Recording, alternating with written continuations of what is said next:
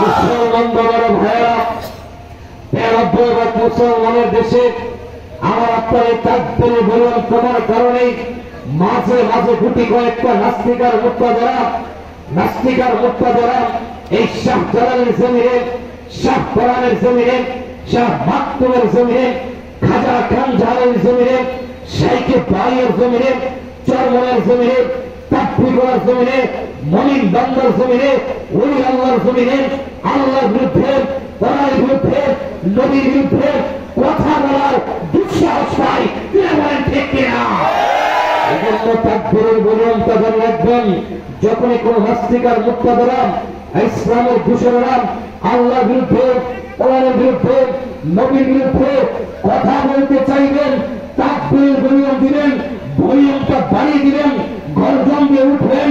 এই নাস্তিকেরা বাংলার জমিন ছেড়ে পালাতে করতে হবে। ঠিক কিনা? মুসলমান বাবারা ভাইয়েরা, কোন দেশে বাস করেন, কিসের মুসলমান দাবি করেন, কিসের নামাজ দাবি করেন, কিসের জিকির করার মনে করেন নিজেকে? যেই